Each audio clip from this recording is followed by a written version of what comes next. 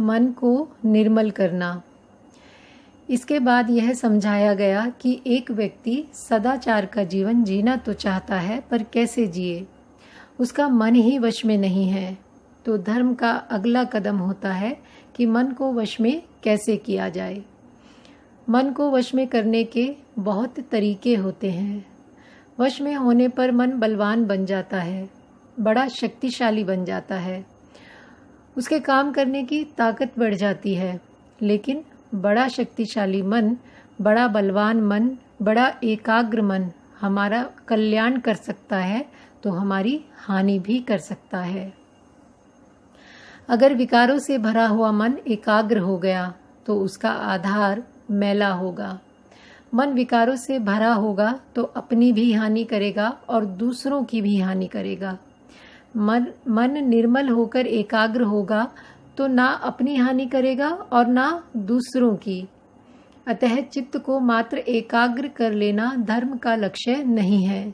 यह साध्य नहीं है, केवल साधन है। और साधन भी ऐसा होना चाहिए जो आगे जाकर हमें साध्य तक पहुंचा दे। किसी बिल्ली को देखा होगा कि चूहे के बिल के पास खड़ी है, उसका एक रोम तक नहीं हिलता, बिल्कुल एकाग्र है कि चूहा निकले और उसे हड़प कर ले। किसी शिकारी को देखा होगा जो अपनी 2 नली बंदूक का निशाना लगाए बैठा है, ध्यान लगाए बैठा है कि सामने से कोई शिकार आए और धाए से मार दे। इस प्रकार की एकाग्रता हमारे काम की नहीं है।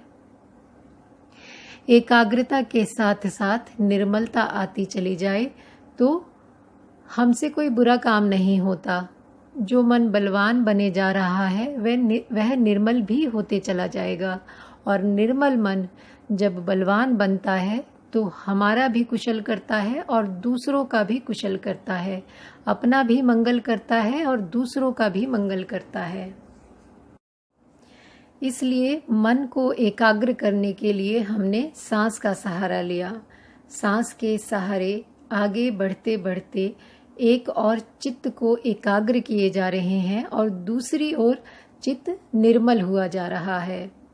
पहला कदम शील सदाचार का, दूसरा कदम समाधि का, मन को वश में करने का, और तीसरा कदम प्रज्ञा का। प्रज्ञा में स्थित प्रज्ञ हो जाएं तो हर क्षण हर कदम प्रज्ञावान रहें। प्रज्ञा क्या है? कुदरत के कानून को, विश्व के विधान को, रित को ही हमारे यहाँ ऋतंभरा प्रज्ञा कहा। ऋतंभरा प्रज्ञा तब होती है जब हमारा मानस उस रित की जानकारी से भर जाए। ऐसी प्रज्ञा जो हमें अनुभूतियों द्वारा सिखाए कि रित क्या होता है, कुदरत का कानून क्या होता है, निसर्ग का नियम क्या होता है। उसके अनुसार अपने जीवन को ढालना शुरू कर दें तो चित्त निर्मल होता चला जाएगा, विकारों से विमुक्त होता चला जाएगा। विकारों से मुक्त होते होते नितांत मुक्त अवस्था तक पहुंच जाएगा। शील, समाधि और प्रज्ञा, इस पर किसी का एकाधिकार नहीं है। यह सार्वजनीन मार्ग है, इस पर बौद्धों का एकाधिकार नहीं है, हिंदुओं का, जैनियों का एकाधिकार नहीं है। धर्म है जो सबका है। हम यदि सदाचार का जीवन जीते हैं तो चाहे अपने को हिंदू या मुसलमान कहें, जैन, बौद्ध या ईसाई कहें, भारतीय या अमेरिकी कहें, कोई अंतर नहीं पड़ता। हम अच्छा जीवन जीने लगे, हम अपने मन को वश में करने का काम करने लगे और वह भी ऐसे साधन से करने लगे जो सार्वजनीन है। यदि किसी देवी का, देवता का, ईश्वर का, ब्रह्मा का, अल्लाह का अथवा किसी महापुरुष या संत का नाम लेकर या उसके रूप का ध्यान करके मन एकाग्र करते हैं तो सार्वजनीन नहीं होता, किसी एक संप्रदाय विशेष का हो जाता है। हमने तो केवल श्वास के सहारे अपने मन को एकाग्र करने का काम शुरू किया। श्वास सार्वजनीन है, सबका है और एक जैसा है, किसी संप्रदाय से बंधा हुआ नहीं है। फिर जब प्रज्ञा में उतरे तो अपने मन में जागे हुए विकारों की वजह से अपने शरीर पर क्या होने लगा, यह जानने का काम शुरू करने लगे। मन और शरीर की आपसी प्रतिक्रिया कैसे चल रही है? भीतर ही भीतर कौन सी धाराएं, तरंगें चल रही हैं और क्या उथल पुथल हो रहा है?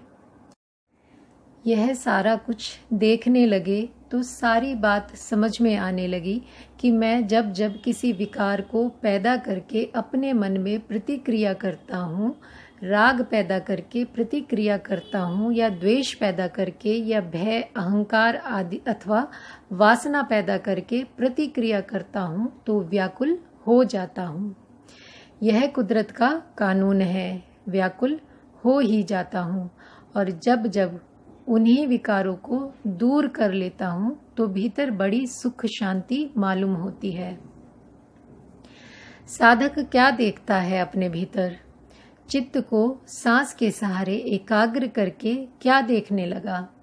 देखता है कि चित्त और शरीर का परस्पर क्या संबंध है, शरीर और चित्त कैसे एक दूसरे से प्रभावित हुए जा रहे हैं, शरीर और चित्त गलत तरीके से प्रभावित होकर कैसे हमें व्याकुल बनाए जा रहे हैं, और यदि हम गलत प्रकार से प्रभावित होना बंद कर दें तो हमारी व्याकुलता समाप्त हो जाए।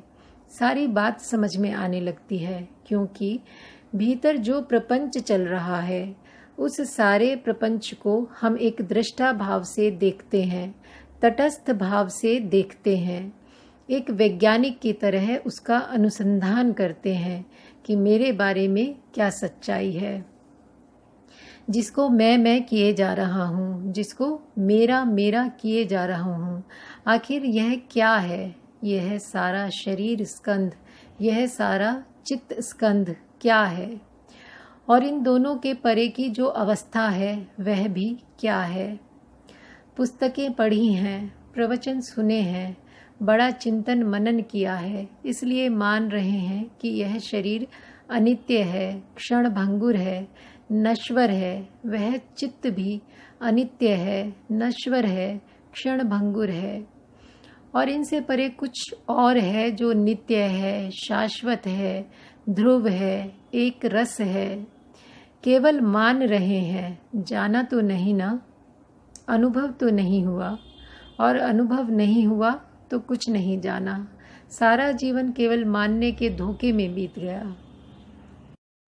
विपश्यना अनुभव करना सिखाएगी। अपने भीतर सच्चाई का अन्वेषण होना शुरू हो जाएगा, विश्लेषणात्मक अध्ययन होना शुरू हो जाएगा। यूँ देखते देखते अपने शरीर के बारे में सारी सच्चाई प्रकट होने लगेगी। कैसे नन्हे नन्हे परमाणुओं से यह शरीर बना है, यह केवल एक सुनी हुई बात नहीं रहेगी, बल्कि अपने अनुभव पर उतरने लगेगी। शरीर नन्हे नन्हे परमाणुओं से बना है और हर परमाणु में केवल तरंग ही तरंग है, तरंग ही तरंग है। सिर से पांव तक एक प्रवाह चलता है और बाहर भीतर सर्वत्र तरंग ही तरंग महसूस होती है। फिर अपने चित्त को देखता है और चित्त पर जो चित्त वृत्तियाँ आती हैं उनको देखता है, वे भी तरंग ही तरंग हैं।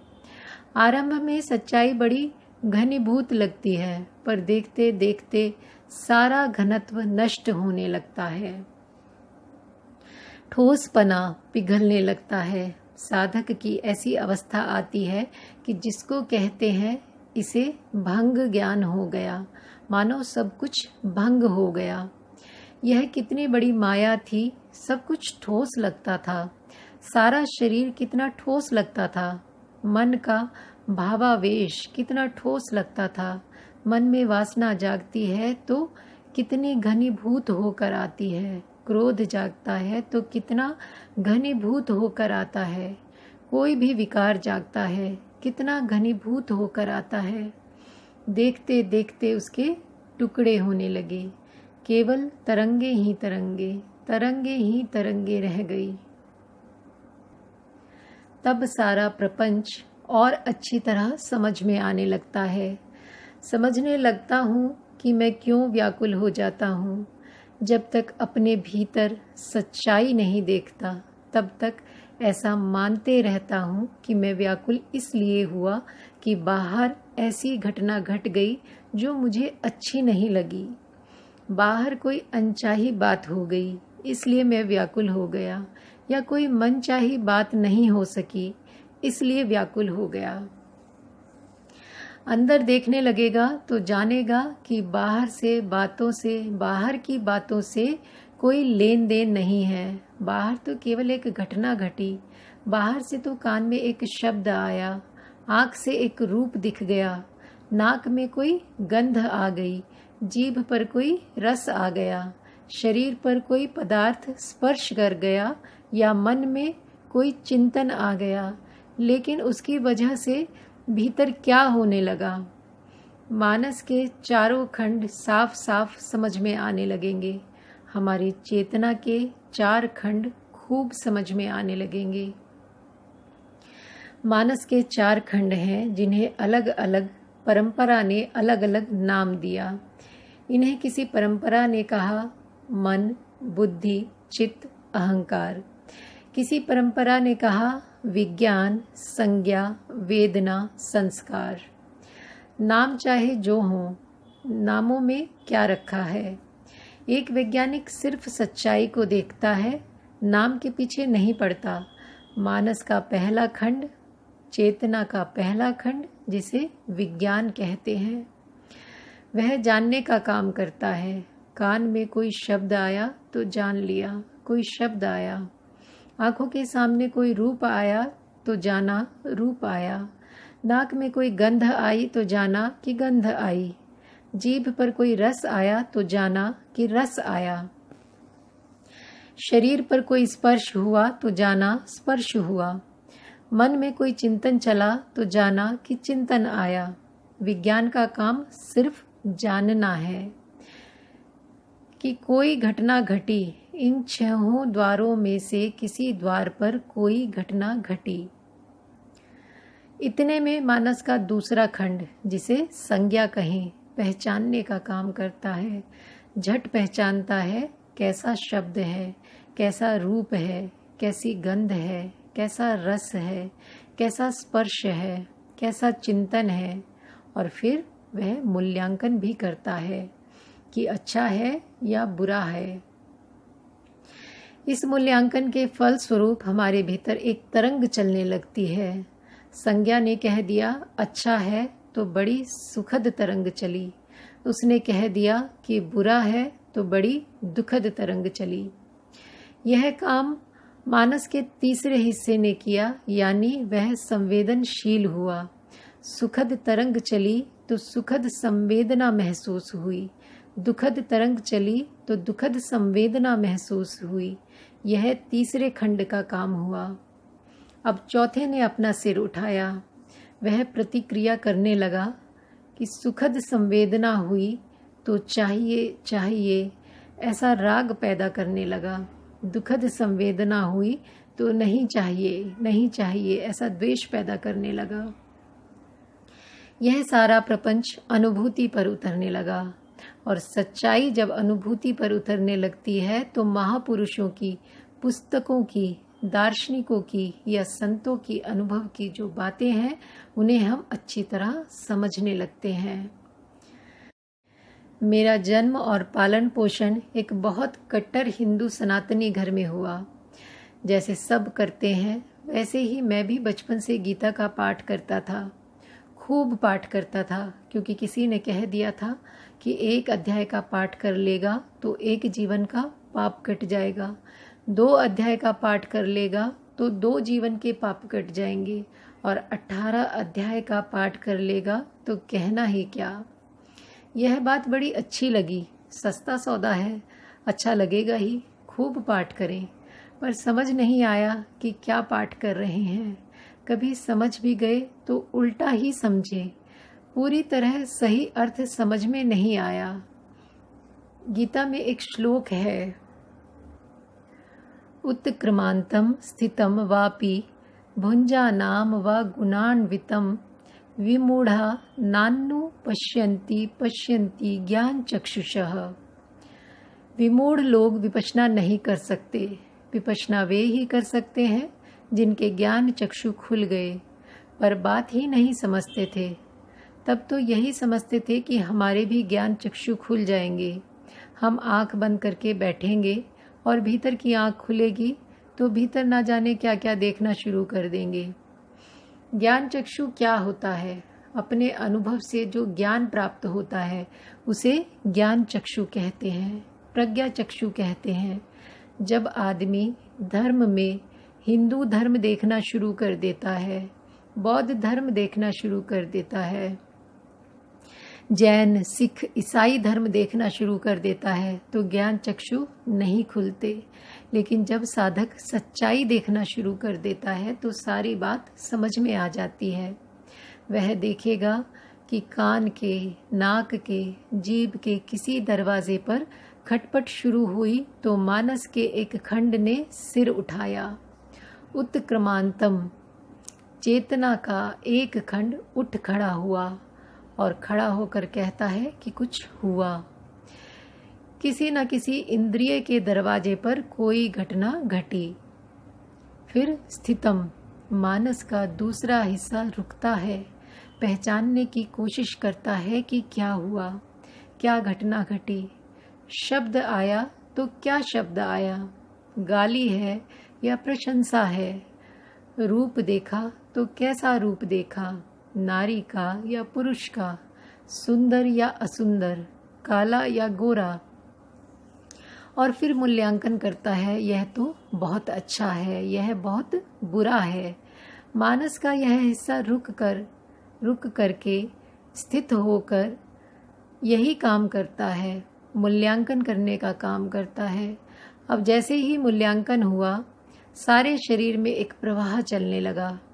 मूल्यांकन ऐसा हुआ कि बहुत बुरा, तो दुखद प्रवाह चलने लगा। मूल्यांकन ऐसा हुआ कि बहुत अच्छा, तो सुखद प्रवाह चलने लगा। जैसे ही ये प्रवाह चलने लगा तो भुंजा नम लगा भोगने। दुखद प्रवाह चला तो उसका दुख भोगने लगा, सुखद प्रवाह चला तो उसका सुख भोगने लगा। भोगने लगा तो गुणान्वितम, बंधने लगा। भोक्ता भाव से किया हुआ प्रत्येक काम भीतर ही भीतर गांठें बांधता है, हमारे लिए बंधन पैदा करता है। अब इसी को देखना शुरू कर दें तो बहुत बड़ा कल्याण हो जाता है। भीतर देखें तो सारा प्रपंच समझ में आ जाता है कि मैं क्यों दुखी हो जाता हूँ और कैसे इस दुख से बाहर निकल सकता हूँ। ये सारी बातें स्वयं विपश्यना किए बिना कोई कैसे समझेगा? सारे जन्म पाठ करता चला जाए, समझेगा ही नहीं। जिस किसी महापुरुष ने कोई बात कही, अपने अनुभव से ही कही, पर उस बात को हम अपने अनुभव पर नहीं उतारे तो कैसे समझेंगे? बिल्कुल नहीं समझेंगे। जब अनुभूति पर उतारने लगे तब सारा प्रपंच समझ में आने लगा। समझ में आने लगा कि निसर्ग की इस सच्चाई का हिंदू से लेन देन नहीं, जैन या बौद्ध से लेन देन नहीं, यह तो सार्वजनिक बात है, कुदरत का कानून है। जैसे ही हम इन संवेदनाओं के प्रति प्रतिक्रिया करेंगे, राग की करें या द्वेष की करें, तुरंत व्याकुल हो जाएंगे, अपने मन की समता खो देंगे। प्रतिक्रिया नहीं करेंगे तो व्याकुल नहीं होंगे। समझ में आएगा कि बाहर के किसी विषय से हम व्याकुल नहीं हो रहे। किसी ने गाली दी इसलिए व्याकुल नहीं हो रहे। गाली दी, हमारे कान में वो शब्द आए, एक तरंग चली, हमारे मानस के एक हिस्से ने कहा यह गाली है और कहा बहुत बुरी है, तो यही तरंग बड़ी दुखद बन गई। उसके बाद हमने द्वेष पैदा किया। भीतर ही भीतर इतनी घटनाएं घट गई। इन घटनाओं को हमने देखा ही नहीं कि हमारे भीतर क्या प्रपंच चला। बस यही देखा कि बाहर किसी ने गाली दी और हमें गुस्सा आया। हमारे लिए तो वह गाली प्रमुख हो गई। उसने गाली दी, उसने मेरा अपमान किया, यही बात बार बार मन में आने लगी। अपने भीतर क्या हुआ यह नहीं देख पाए, बाहर किसी ने क्या किया, बाहर क्या हुआ, यही चिंतन चलने लगा। और उसकी वजह से हमारे भीतर विकार पर विकार जगने लगे, क्योंकि वैसी ही संवेदना जागने लगी। इन संवेदनाओं को नहीं देखेंगे तो इस स्वभाव के बाहर कैसे निकलेंगे। पूर्ण सच्चाई को देख नहीं पाए, एक आंशिक सत्य ही देखा। बाहर घटना घटी, यह सच्चाई का केवल एक हिस्सा है, पूर्ण सत्य नहीं है। आंशिक सत्य बड़ा भ्रामक होता है। पूर्ण सत्य के नज़दीक आएंगे तो सारा भ्रम दूर हो जाएंगे। फिर देखेंगे कि कोई भ्रम भ्रांति नहीं रही, सारी भ्रांतियां दूर हो गई। बाहर घटना घटी, यह एक सत्य है, उसको नकारते नहीं, लेकिन उससे बड़े सत्य हमारे भीतर भी हैं। भीतर क्या होने लगा, यह विपश्यना से देखना आएगा। इसी को ज्ञान चक्षु कहा, इसी को प्रज्ञा चक्षु कहा। भीतर ही भीतर मानस के ये 4 खंड किस प्रकार काम करने लगे। जानने वाले ने जाना, पहचानने वाले ने पहचाना, मूल्यांकन किया। संवेदनशील होने वाला संवेदनशील हुआ और प्रतिक्रिया करने वाले ने प्रतिक्रिया कर दी। यह सारा का सारा प्रपंच हमें कितना व्याकुल बनाता है, यह कभी समझे ही नहीं। अनुभूति द्वारा समझ में आने लगेगा तो इससे बाहर निकलना आसान हो जाएगा। अपने मानस का स्वभाव ऐसा है कि जब देखो तब प्रतिक्रिया करता है। अच्छा लगता है तो राग की प्रतिक्रिया करता है और बुरा लगता है तो द्वेष की प्रतिक्रिया करता है। अंतर्मन की गहराइयों में प्रतिक्रिया ही किए जा रहा है। अब उसका स्वभाव पलटना आसान हो गया, क्योंकि हम उसको देखने लगे। अब चोर आएगा ही नहीं, हमारे घर में प्रवेश ही नहीं करेगा। अगर आ भी गया तो ठहरेगा नहीं, भाग जाएगा, क्योंकि हम जाग रहे हैं। घर का मालिक जाग रहा है। भीतर की जागृति बनी रहेगी तो यह सारा रहस्य और गहराइयों से समझ में आने लगेगा।